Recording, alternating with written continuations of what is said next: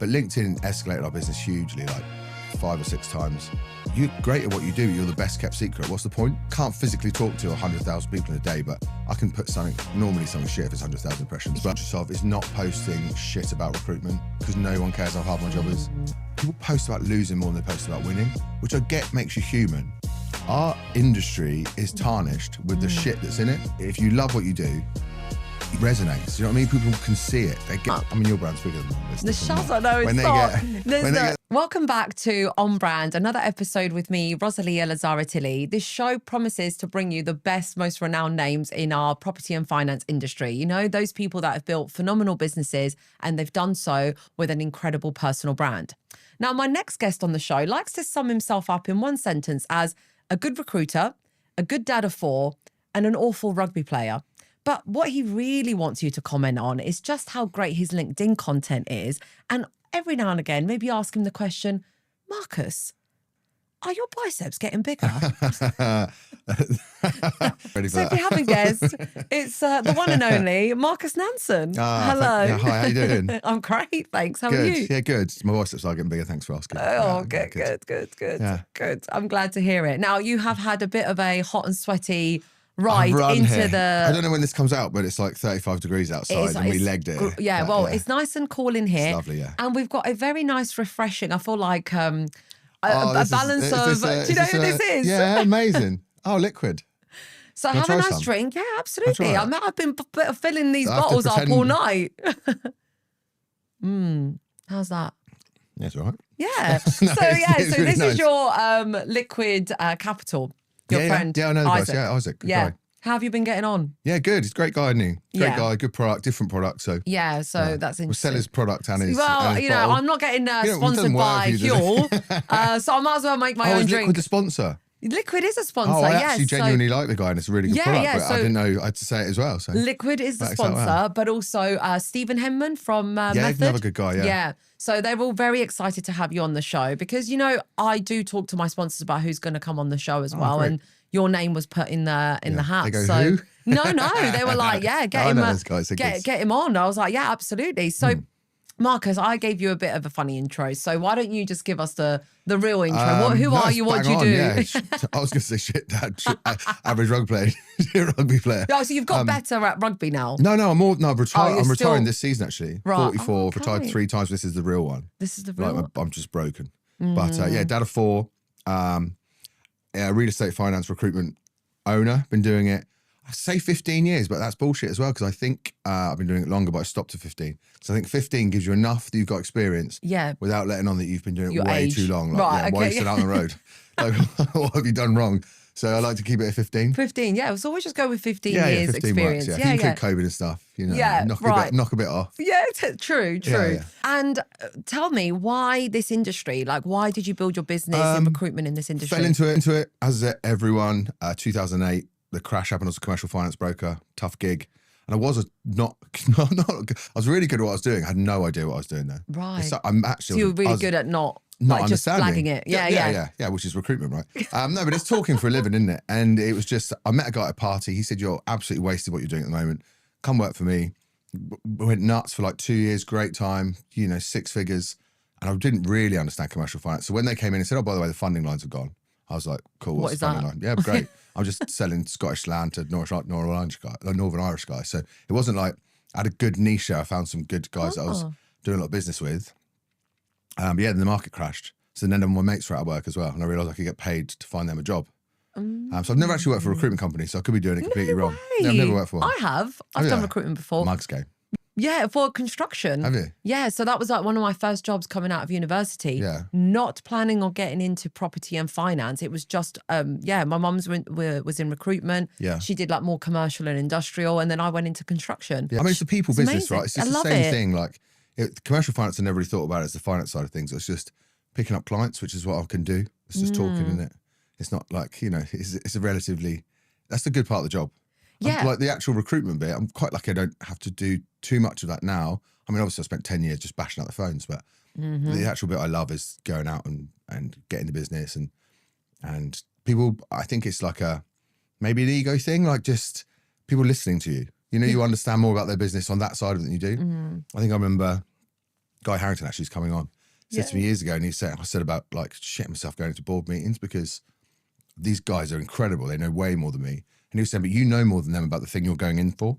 That's why you should be confident. And that always kind of stuck with me, that actually I understand how to build a business because I've seen thousands without doing it so successfully on your own. Yes. You've seen hundreds of businesses. You get to speak to CEOs all the time. Like, it's a privilege of a job, right? Not many business owners get to speak to successful business owners every day. Exactly. Yeah, that's what you do. That's your job, right? It's understanding the business, what their requirements are, and matching the right people to that culture, because that is finding good people. Now, even when I was doing recruitment, I found that bit easy. I loved understanding like the businesses. I loved going on site with my construction hat and finding out like what they were building, finding the right candidates. But now that I'm a business owner and recruiting freelancers, tough, finding good people is It's really tough. I mean, otherwise I wouldn't get paid, if it was easy. But it is tough. Yeah, because the actual other bit, like, I couldn't be in a more purple patch, if you like. I'm a middle-aged man trying to build a business, speaking to majority middle-aged men trying to build businesses. Yes.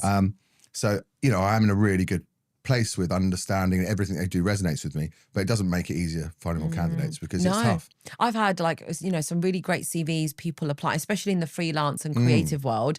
They're that must really be tough, good. You can't see like everything looks amazing as well, right? But I test them first. So now if you're applying for to be a video editor with us, you have to edit something first. You can't just give me a really nice CV. You have to edit. I mean, even their brag file will look pretty good, won't it? Because they've spent time on it. Absolutely. So I had this interview with a lovely guy whose CV was like super polished, and it's designed. It wasn't like a Word doc. It was designed beautifully. Which is frustrating for the recruiters, by the way, because we got to try and change it to Word doc. doc. But the thing is, when he got onto the call, he couldn't really speak. That's a tough gig. Do you know what? We have it because we do the video interviews and stuff as well. So it's a little bit different from just chucking over CVs. But you will get someone incredible on the phone, cannot talk on a video, or the other way around, the CV's a bit shit, but they're amazing. Yes. So that's why we have these relationships, right? So we can go, look, they have cocked this bit up. Have a look. We're 50-50 on it. We'd love to get your opinion. And if you've got that honest relationship with people, we're not going like, this one's amazing, everyone's amazing. You're this guy's filtering great. through and checking things. Yeah. And again, I'll just talk about Guy again, but he refers to us as snipers because it should be one CV, right? Because I've spoke to 14 people before I sent you that CV. Yeah. So, and you'll speak to other people in the industry who might just send all 15. And that sort of completely takes what we do for a living. Yeah. Like, you could do that yourself, right? You could put an advert out and speak to 14 shit people. Yeah, exactly. Yeah. Are you using any AI to filter through candidates and applications? Not only after we've got AI in the background, so we haven't got any pens in the office anymore, for instance. Everything's transcribed, goes onto the system. It then looks at the CV, what they've said to us and what the job spec is, and it will give us a rundown. So instead of us writing like, this guy's brilliant, it actually factually writes down, he said this, it clarifies that here, this is what the job spec says. So it's like it would be like a rating on it. So we rate stuff on it. But that's really that all comes from our conversations, though. I can't think, you can't rate on a CV and a job spec now because they've just done that online themselves. They've used AI to do it. So it's after the conversations. And also it just means if we're not writing stuff down, we're listening. Exactly. I know it's really difficult, isn't it? I can't type and talk either. So I have to write in a notepad, then type it on. Yeah. So what could take me an hour takes me 10 minutes now. Every conversation is recorded. So it's so much easier. Then so much easier. And then we look back as well and go, didn't say that. Yeah. Because in your head, like subconsciously, you'll get a subconscious bias and you'll be like, they're great for this role. And then we'll look through together and go, the facts. What you're saying isn't actually like, it isn't quite right. And we all do it, right? Yeah. We speak to someone we love and we go, oh yeah, that could definitely work. Yeah. Some of us are worse than others. I've been doing it a long time. So I do feel like I'm a bit harsher when it comes to sending them through. You can cut through it quite quickly. Also, I'm a business owner and I know these guys have not got time to sift through 10 CVs. They want to see one video, two videos, maybe a comparison.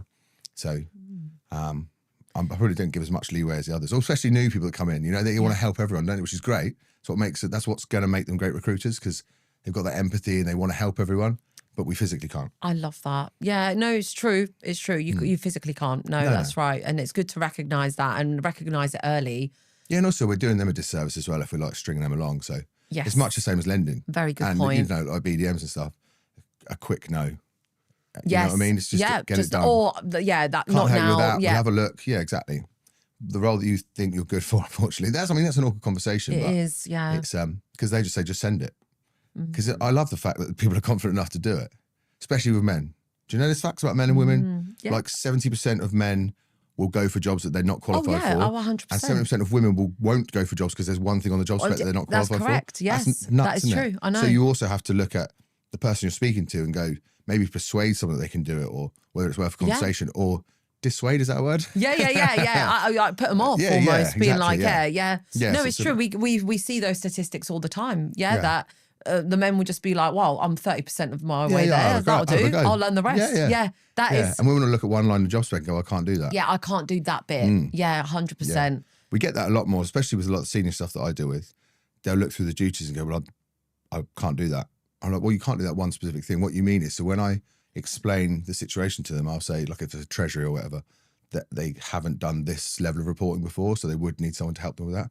But that's nothing. Whereas a bloke would go, I'll wing that. Yeah, I'll give that a go. Can't do any of it. Yes, so true. So tell me, Marcus, about how your business looks today and how you started, obviously 15 years and some.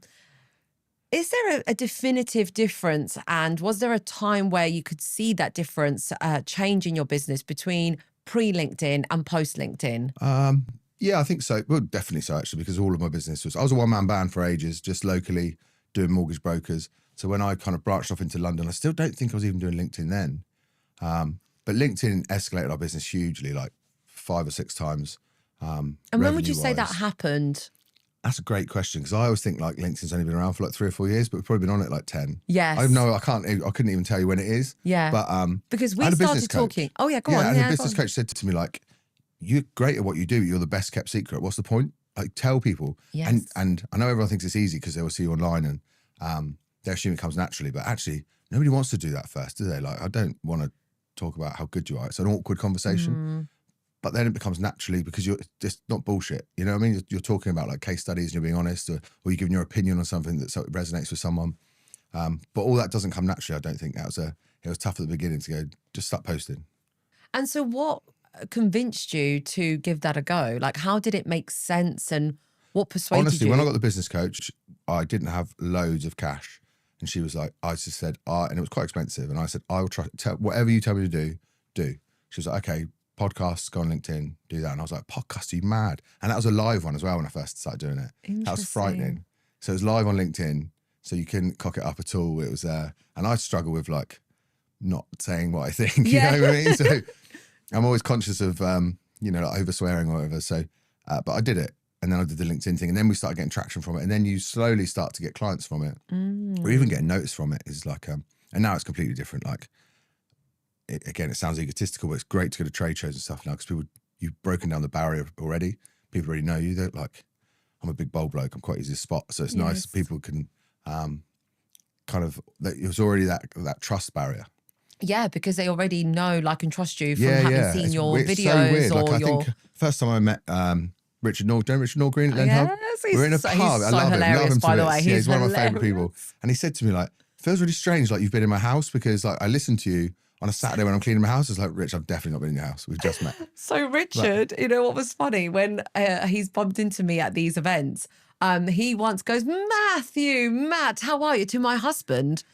And my husband's like, I've never met you in your life. He's like, I've seen you all over, Rosalia's content. So he's like remembered my husband as well. Yeah. He's wicked though. He's just amazing. Yeah.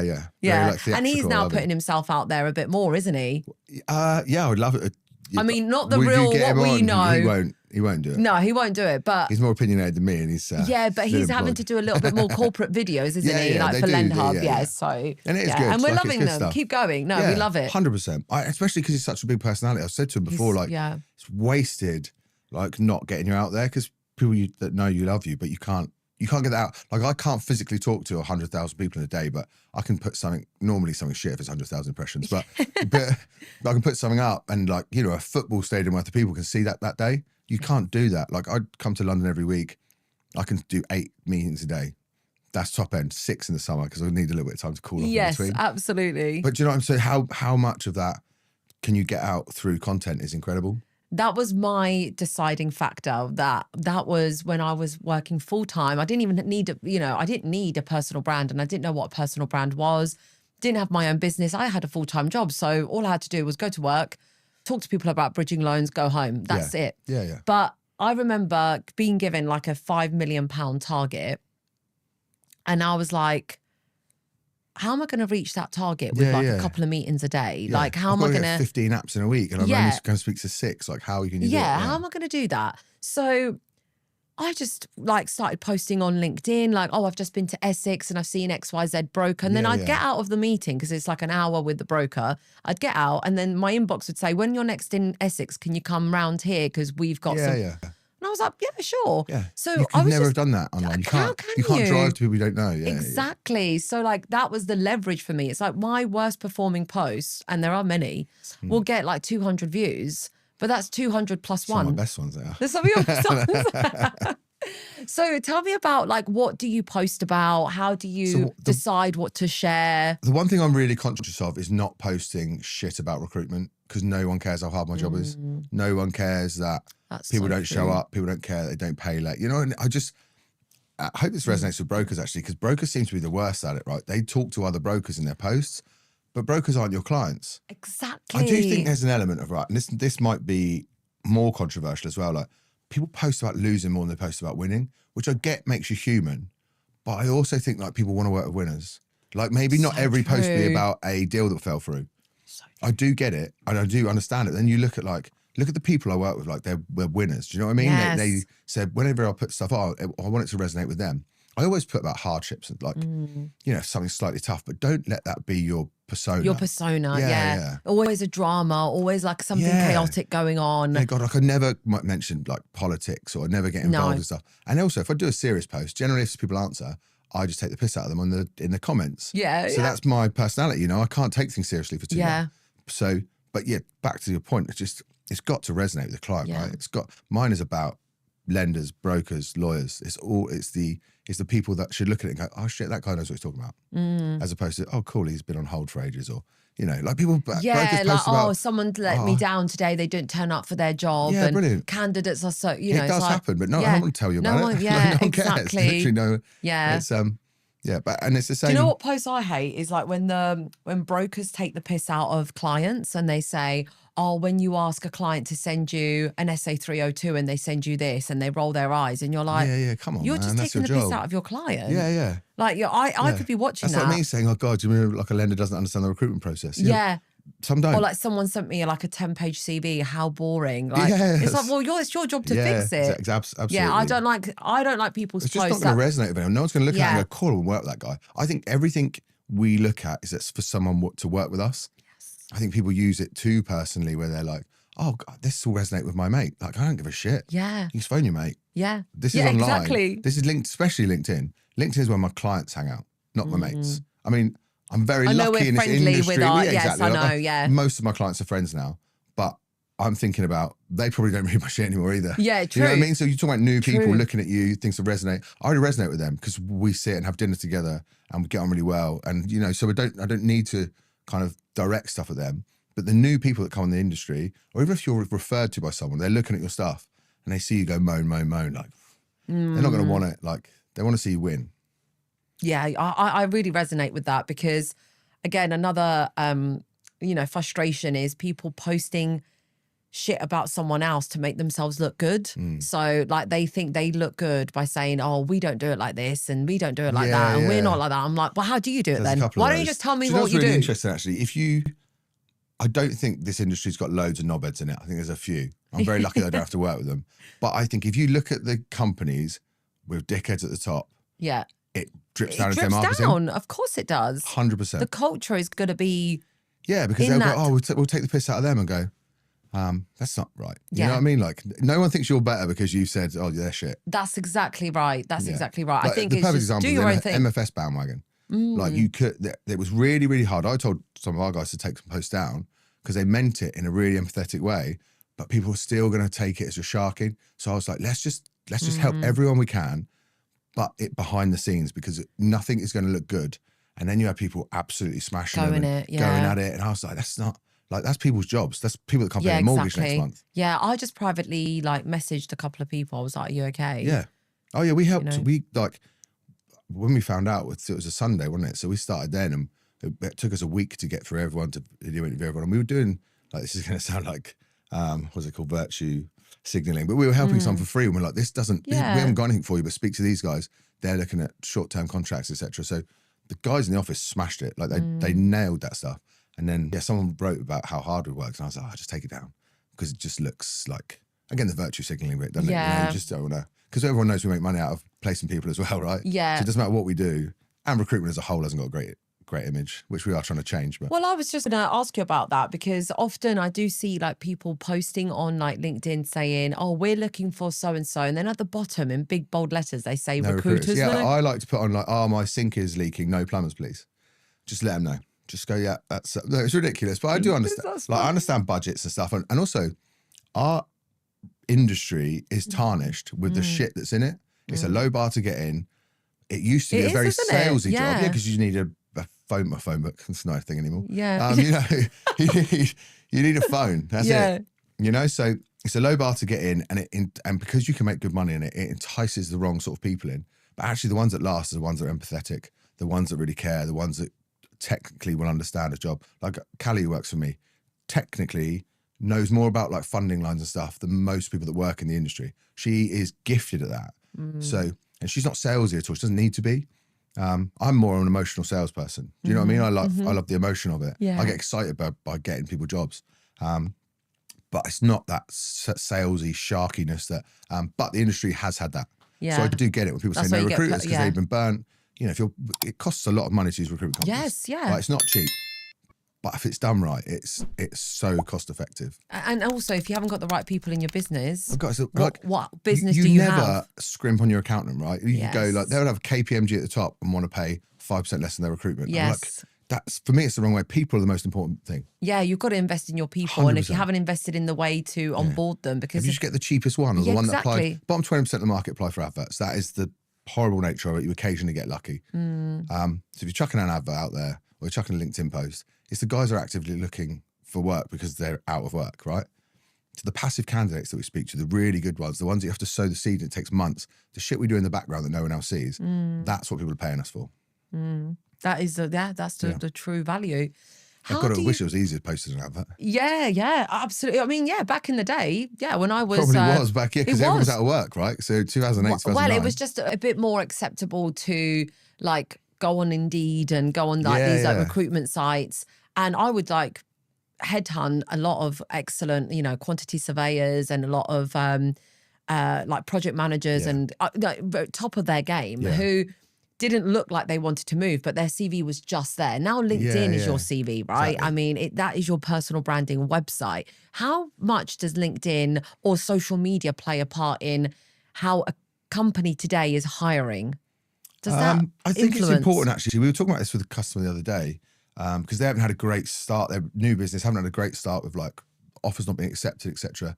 And then we said, you really need to look at your marketing. And they are just bringing out a marketing campaign and stuff. So the difference is that you're up against, as a small bridging lender, you're up against maybe 3 or 4 other people that are also looking for underwriter, analysts, BDM. So when they go online and just do their little bit of due diligence, like we can wax lyrical about how great you are. They go online and have a look and someone's got their shit together and you haven't. It's the 1%, right? If it's 50-50, they loved you, they love the set. I always think go for the managers, don't look at the salary. But if they like them both, but one's got a better marketing campaign or one's got a better history online, they do tend to sort of go that way. 100%. Because you're doing your due diligence on me as an applicant. You're checking my CV, you're interviewing me. When I've got to do it on you, there's nothing about you. Yeah, exactly. Yeah. So why would I want to work for you? And they might be giving more money. We'll say like, oh, they've done 100 million this year and the company they go for has done 30. Their marketing looks wicked and the numbers are numbers. Like it's hard to get that across. Yeah. I mean, to be fair, the smart people should know the more money goes out, the better, the decent the business. But it's not just about the money. I think people do want to belong to a cultural business that has got like, flexibility or has got, something fun behind it or has got community or, you're going to be in your job all day. Yeah. Do you know what? I saw a marketing campaign the other day that it's not out yet, so I can't talk about it, but it is super risque. And I was like, do you know what? You've come from having no personality online to just probably pushing the boundaries, but fair play to you. At least you're trying. To it. Yeah. At least you're having a go. Okay, do you know what I mean? Tell me offline because I need to know. I need to make sure I'm following because I know I do appreciate quirky, clever campaigns. It's close to the bone. But I was like, do you know what? That's like Yeah. It's do something it's an like interesting move, industry. Exactly. act, you know, right? have an We do opinion. bridging is not going to get you. Absolutely. Yeah. I'm very interested to hear that. What is there any like the darker sides that people don't see from a character, from a person? I see you as a character, but you're not a character. I'm You know, a character, from a human, yeah. you're a human, but like a person, you know, because that's how you are perceived. Maybe before I've met you, you're like, you know, Marcus, this big, bold. But I'm very you know, like, you know me outside of work exactly. as well. That's why I'm no different. Like yeah, you are I'm a who bit you are. scatty. I'm a bit stupid. I can't take things seriously. Yeah. Like that's my But if I haven't demeanor. met But I you, take business very seriously. I think that's the difference. Yeah. I think people mistake someone who jokes around for someone who doesn't take stuff seriously. Like my business and my clients' businesses are super important to me. I'm just not very good. I'm uncomfortable. Like we've done it before, right? You put a camera in my face and I've gone, I'd just say something stupid because I don't know what to do. But like the business side of it is super serious. I love watching people's business grow. But I don't think I'm any different offline. Do you think people see that online. when they follow you on LinkedIn? Do they make a judgment of you without actually? I don't know. I honestly don't know. I don't know. I think I get so many clients. Most of my clients know me now. I get so many referrals from that the warm, business. that Yeah. So I don't think I'm any different. I'd like to think so. There's no. I don't think you can be like a good guy online and a dickhead in real life because you get caught straight away. Like we can sniff out bullshit in this industry in a minute. Do you know what I mean? I think as soon as you do see it with people. But I'm conscious of what I put online as well. It's not like I say stupid things, right? But my marketing, if you like, the stuff that gets me business, I'm conscious of how you're going to perceive that as a client. How's it going to resonate with you? You know, it's not all just me being stupid on the train and writing jokes, but I think people want to work with you as well because you're decent. I think that's the whole thing about not getting involved in like slagging people off. I'm consciously trying now, even on a personal level outside of work, like just to not get involved in anything. Yes, that drama. I agree with you totally. Yeah. It's really difficult as well because I take the piss. It's really easy to like turn it. But if someone else is doing it in a mean way, it suddenly turns and you're like, okay, so you can't do it at all then. No. You get in that. No, I know how you're feeling because literally I have been saying lately in circumstances like, this is not my place or it's not for me to carry that. I'm just not gonna take that on. There's so much shit going on. Yeah, exactly. I just want to be. I did a post actually. You go exactly. Oh yeah, I want to get involved in your drama. Yeah. No, I don't want to hear it. Like I did a post the other day saying, "Be more." And I know it's so cheesy and like on brand, but I said something cheesy like, on brand, because I saw the quote that was on brand. I was like, this is so in line with my branding. It was, be more like a bee, mind your own business. Make your honey and only sting if you have to. Yeah. And I just think that's such a great philosophy in life. It's like, I'm just here minding my own business. The stinging you have to is really interesting actually because I feel like sting if you have to. I was taking the piss out of recently and I'm incensed when I feel like someone's mugging me off because I don't do it to people. So I was a bit, and I thought, and I said to my ops manager, I went, is this because I'm jokey? Is this because they think they can take the piss out of me because they think I'm stupid? I said, because I'm far from that I'm assuming they were trying to like pull the wool over my eyes because they thought that I think they mistook joking for being stupid. Okay, and that really so what happened? It's ongoing, but it's, really? but that sort of thing's frustrating. It happens very rarely, but I think if people assume you're jokey, that doesn't mean you don't, like, there's not a serious side to you that you take very seriously. Yeah. And that's just something and I'm still going to always evolve. I always just think like when I look at my brand, I'm like, I'm just such a baby still. Like I'm so. That's amazing though. And imagine if you were finished. Yeah, imagine exactly. Like, this is done. This is best I'm going to be. Exactly. But sometimes it can feel a little bit like, you know, it does get to your head a bit because when people like start recognizing you and then inviting you to things. And then I just think. It's hard, man, as well, because you're way more consistent than me. Like, and also marketing is your thing. Marketing is a bit that gets people in to see me. Do you know what I mean? Like, yes. It's yours is way more intense, I think. Because I always think very like, intense. when we're out and like I'm relaxed and you're still working. Yeah. I'm like, I don't have to fucking do that. Like, yeah. I think we had the conversation. Can we do this? And I was like, I'm just eating dinner. And you had to carry on. Yeah. And I'm like, I'm quite lucky that marketing is not my whole. Marketing's just. Was this in Cannes? Yeah. Yeah, but I see Cannes as work. Yeah, 100%. I was working the whole time, but I think, I know what you mean. But night time, I'm like, I'm done. Yeah, because I you had 20 had that meetings. Yeah, but then you're just, it's so much more intense, I think, for you than me, because mine is just a tool for someone to come and speak to me. Yeah, you know what I mean? That's it. But that's exactly maybe how I do it. Like looks intense to different people, but I use social media. It doesn't use. Yeah. But the point is, I try and teach my clients. Even though I say, look, don't compare yourself to me, because like you say, it is my job. So when I'm not marketing, I'm marketing. Yeah, like, so I mean, have to actually do you're that. marketing for someone, or you're marketing yourself. I'm like, I do or it I'm like learning for half about an hour marketing, a day. or I'm learning like what new strategies. And then I go to bed, I'm like, I was well shit today. Like I still didn't do enough. I still didn't do half the things I wanted to do. Or am I famous yet on YouTube? No, okay, one more podcast. Maybe Marcus might tip me over. Oh, this will do it. This will do it. This will go viral. This will make you famous. But no, I don't do it for that, because what I do it for is relationships. Like I would rather sit here, have a conversation with you like this than be drinking. Yeah. Like, I mean, the benefit of not drinking is massive. I'm not going to. I hate drinking. I don't preach about it. I never do. Yeah, I know. I do drink occasionally. Like, I love a glass of wine with my husband. Twice in front of clients, but I won't. I do business development for a job. Yeah, exactly. If I need to remember, my job in the day as well is like 9 till 5. I will go to people's offices or hotels, whatever. We'll meet and we'll talk about business. But my job also is 5 till 11 at night, where people drink and moan. And I listen to that, and it gives me a good understanding of the market. And also I think that resonates with people, that I understand who's not happy, it's a way more in-depth process than just someone that sits in an office every day. So if I drunk during that time, that 5 to 11. Also, I don't believe, I sometimes get home at 1 o'clock in the morning. If I got home pissed all the time, I don't think my missus would suddenly go, you working? Exactly, yeah. You know what I mean? Are you actually working? Yeah, I think that is something that is not spoken about enough in our industry. Because, by the way, fair play to those guys who can get smashed every day and go back to work at 9 o'clock in the morning. Yeah, but I can't do it. Yeah, I don't think they can either. I'm not sure they're actually 100% happy. My whole giving up alcohol was productivity. It's really boring. I wanted to make a cooler story. Thank you, yeah. I want to say, I woke up with a cat. Yeah. In the bed, and I did, and not to do, but it's nothing. It was just literally like, exactly the same. I want to not shit myself when someone phones on a Monday morning. Yes. I don't want to have that anxiety of not being able to deal with something, and I want to be productive for 5-6 days a week. That is exactly my thing. It's a boring giving up alcohol story. And it's literally also about like my fitness as well. Like I know you play sports. I was always jacked. Even when I drunk, it's fine. Drunk or not drunk, I'm always physique on point. I was on point. No, but I just found myself like, business development is already like, the schmoozing, the going out, drinking, eating. And I just thought, I need to be so focused at the gym. I need to be so focused at work. It's the same as the marketing thing as well, though, isn't it? Like the marketing. What are you doing here? Like, why are we out for dinner? How do I want to portray myself? I'm not sharking for business, but I am making friends there. Mm-hmm. I'm not a bad drunk. I'm actually a great drunk, great dancer. Great dancer. And I also understand that a lot of BDMs can't do it. I was speaking to someone the other day who's not in our industry, but he was saying, how do you go out every week and not drink? And I said, it was tough at the beginning, but it gets easier. And actually, I'm a big energy. If you haven't got the right energy, then maybe it's not for you anyway. Yes. But I do understand that you need to drink if other people don't drink. So I know it's tough at the beginning. It's tough because I just noticed how many people ask why I'm not drinking. Like if I've got a non-alcoholic drink. Yeah. And I think less now. I think it's less now than like. It's becoming a bit more normal. How long did I gave up? Like 3 or 4 years ago. When was COVID? Yeah, I drunk my way through COVID. Was it really?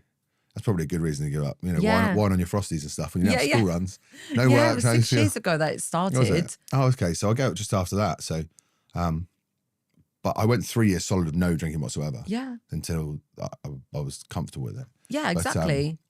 Well, fair play to you, man. I think nice. It's that, why are you here? Like, I could be at home with my family or with my mates, or you know what I mean? No, I really appreciate honestly, the time that people have taken to travel to get here. I wanted to do a physical podcast, like a face-to-face podcast for years. I really want to do one of these, by the way. I wanna. Yeah, but I've put myself off for years, right? Because I felt like it was a burden for people to have to like travel here and sit down. That's 100% the reason why mine's online. I was like, no one's going to come. Yeah, I was like, no one's going to turn up. I mean, your brand's bigger than mine, but it's different. The know it's when not. When they get the phone call from you, I've seen the guest list. Those guys are like, I'll do it online for you. But, I did mine online for years, like the Money Honey. That was a different show. But I did churn out a lot more episodes. Obviously, the costs as well. We have to weigh those things up, don't we? I've done 160 episodes of mine online.